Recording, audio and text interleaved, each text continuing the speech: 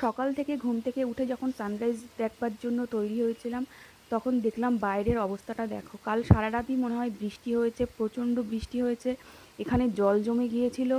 তো এই অবস্থা দেখে আজকেও আর সানরাইজ দেখা হলো না। এবার আমাদের কপালে সানরাইজ দেখাটাই ছিল না। তো রুমে বসে বসে এইভাবে বৃষ্টি দেখছিলাম। এখন বাজে ঘড়িতে 6টা, সাড়ে 6টা মতন বাজে। তো অনেক সকাল থেকেই বৃষ্টি হচ্ছে। তো ভিডিওটা আমি এখন থেকে যেহেতু শুরু করলাম, তাই তোমাদের এই চারিদিকের পরিবেশটা একবার দেখিয়ে দিলাম যে কি পরিমাণে বৃষ্টি হচ্ছে সেটা একটুখানি দেখো। Hello everyone and good morning সবাইকে। সবাই কেমন আছো? আশা করি সবাই ভালো আছো, আমিও ভালো আছি। তো আজকে দীঘাতে আমাদের 3 নম্বর দিন। তো আজকে শেষ দিন। সকালবেলায় উঠে পড়েছি, অনেক সকালে আজকে উঠেছিলাম, কিন্তু আজকেও সানরাইজ দেখা হয়নি, কারণ আজকে সকালে প্রচণ্ড মেঘ ছিল আকাশে, আর তারপর থেকে পুরো ঝমঝমিয়ে বৃষ্টি। এখন 9:30 বাজে, এখনও মানে হোটেলেই রয়েছি, কারণ প্রচণ্ড বৃষ্টি হচ্ছিল। এখন একটুখানি বৃষ্টিটা কমেছে, তাই এখন বেরোবো, গিয়ে ব্রেকফাস্ট করব। আর চলো কি কি করি দেখাচ্ছি তোমাদেরকে। আর তার আগে দেখো কি পরিমাণে আজকে বৃষ্টি হলো সকাল থেকে। ভেবেছিলাম হয়তো বেরোতেই পারবো না, তো এখন একটু হলেও রোদ উঠেছে, সব লোকজন বেরোচ্ছে। তো এখন বেরোবো, তো চলো যাওয়া যাক। আগের দিন আমি ভিডিওটা ঠিকঠাক করে এন্ড করতে পারিনি, মানে আগের দিনের ভিডিওটা। আমার শরীরটা খারাপ লাগছিলো বলে বিচ থেকে চলে এসেছিলাম, আর তোমাদেরকে দেখালাম পাকোড়া ভাজিয়েছিলাম, সেই পাকোড়া অনেকটা থেকে গিয়েছিল। তারপর দেখো সকালবেলায় বেরিয়ে নিলাম, বেরিয়ে হোটেলের সামনে থেকেই একটা চায়ের দোকান ছিল, ওখান থেকে একটু চা খেয়ে নিলাম, আর এই আমাদের হোটেলটা তোমাদেরকে এক ঝলক দেখিয়ে নিলাম। এরপরে সকালে ব্রেকফাস্ট করতে গিয়েছিলাম, এই আমি নানপুরি আর তরকারি নিয়েছিলাম, চানা মশলা দিয়ে আলু দিয়ে একটা দারুণ তরকারি ছিল, ওটা খেতে বেশ ভালো হয়েছিল। এটা আমার হাজব্যান্ড খায়নি, আমি একাই খেয়েছিলাম, কারণ যে পকোড়াটা বেঁচে গিয়েছিল ওটাও খেয়েছিল, আমি খাইনি, তো আমি এটা খেলাম।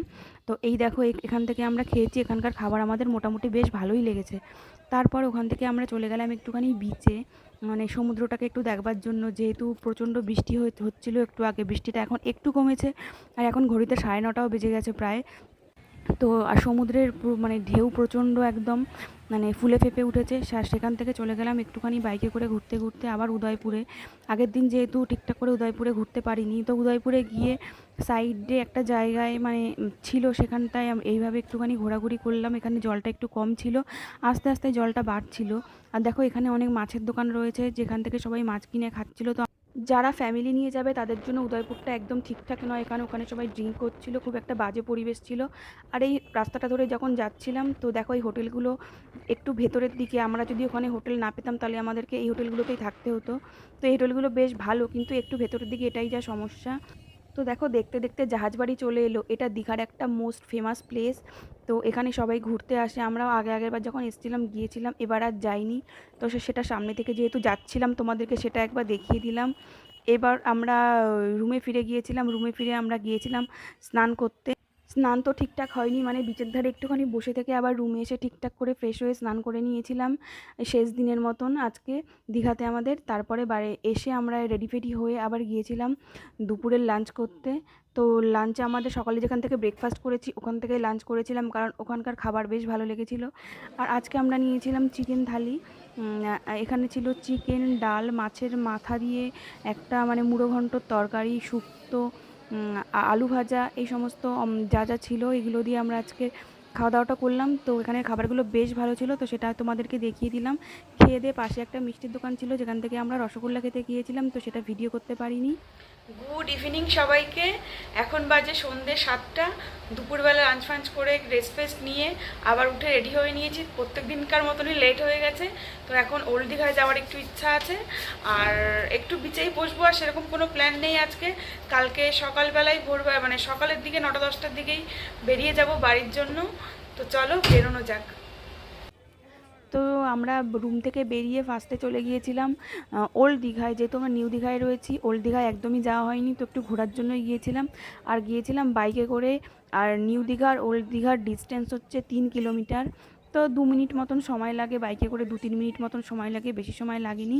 আর তারপরে এখানে এসে যা দেখলাম, জাস্ট মানে এতটা ভিড়, এটা হচ্ছে গিয়ে নিউ দীঘার থেকেও অনেক অতিরিক্ত ভিড় ছিল এখানে। আর দেখো বিচে অনেকেই নেমেছে, আমরা আর বিচে নামিনি, এখানে এসে চারিদিকটা একটু ঘুরবো বলেই এসেছিলাম, কিন্তু যা অবস্থা দেখলাম মানে যেন মনে হচ্ছিল পুরো গঙ্গাসাগরের মেলা, মানে ওখানেও মনে হয় এতটা ভিড় হয় না। আর তখনই বুঝতে পারলাম যে কেন আমাদের হোটেল পেতে এতটা সমস্যা হয়েছিল। পুরো লোক পুরো গিজগিজ করছে, আর ওয়েদারটাও খুব একটা ভালো ছিল না, যে কোনো মুহূর্তে বৃষ্টি চলে আসতে পারে সেই রকমই একটা সিচুয়েশান ছিল। তো আমরাও একটুখানি ঘোরাঘুরি করে তাড়াতাড়ি করে ফেরার চেষ্টাই করছিলাম। আর সেখান থেকে দেখো ওখানে বিশ্ব বাংলার যে লোগোগুলো রয়েছে, এখানে কোনো বসারও জায়গা নেই।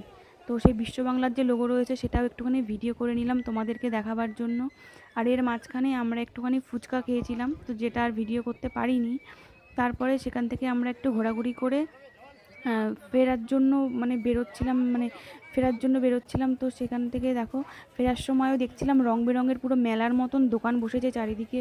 মানে এটা দীঘা মনে হচ্ছিল না, দীঘাতে এসেছি না কোনো মেলায় এসেছি বুঝতে পারছিলাম না। রং বেরঙের খেলনা বাটি বিভিন্ন রকমের টাইপের জিনিস ছিল, ইয়ে ঝিনুকের জিনিস থেকে শুরু করে বিভিন্ন টাইপের জিনিস ছিল। তো সেখান থেকে আমরা একটুখানি গিয়ে একটা দোকান থেকে ওখানেই চা খেলাম।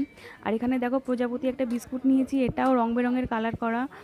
মানে ও তারপর চা খাওয়ার পরে পাশেই একটা মোমোর দোকান ছিল, তো এখান থেকে মোমো নিয়েছিলাম। এখানে ভেজ মোমো আর চিকেন মোমো ছিল, তো চিকেন মোমো নিয়েছিলাম। তো মোমোটা বেশ ভালো ছিল খেতে, একটু ঝাল ঝাল ছিল। তারপরে ওখান থেকে আইসক্রিম কিনলাম। তো আইসক্রিমটা খাওয়া কমপ্লিট করেই ওখানে ঘুরতে না ঘুরতে ঝিরিঝিরি বৃষ্টি পড়ছিল, আর আমরা নিউ দীঘার মার্কেটগুলো একটু ঘুরে ঘুরে টুকটাক জিনিস কিনেছি, যেটা তোমাদের সাথে বৃষ্টির মধ্যে আমি দেখাতে পারিনি। তারপরে রাতের ডিনার যখন করতে যাই তখন প্রচুর ঝমঝমিয়ে বৃষ্টি নামে, আমরা কোনো রকমে খেয়ে একটু কোল্ড ড্রিঙ্কস নিয়ে পুরো রুমে ফিরে এসেছিলাম। হ্যালো, গুড মর্নিং সবাইকে।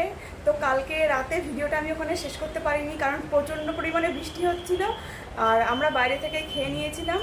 আর সেটাও আর ভিডিও করতে পারিনি, কারণ বৃষ্টির জন্য ফোনটাকেও প্যাকিং করে সব ব্যাগে ঢুকিয়ে দিয়েছিলাম। আর পরদিন সকালে আমি এখন ভিডিওটা শেষ করছি। এখন আমরা বেরোবো, আমি যেহেতু বাইকে করে যাব, যদি বৃষ্টি হয় দাঁড়িয়ে দাঁড়িয়ে যেতে হবে, অনেকটা তাড়াহুড়ো করছি। আর আজকে সকাল থেকেও প্রচুর পরিমাণে বৃষ্টি হচ্ছে এখানে। এখন বৃষ্টিটা একটু কমেছে, আর এখন আমাদের 9:30 মতো বাজে। আমরা এখন রেডি ফেডি হয়ে গেছি, এখন বেরোবো। আর ভিডিওটাও আজকে এখানেই শেষ করছি, এরপরে আবার নতুন একটা ভিডিওতে দেখা হবে। সবাই সুস্থ থেকো, ভালো থেকো, টাটা।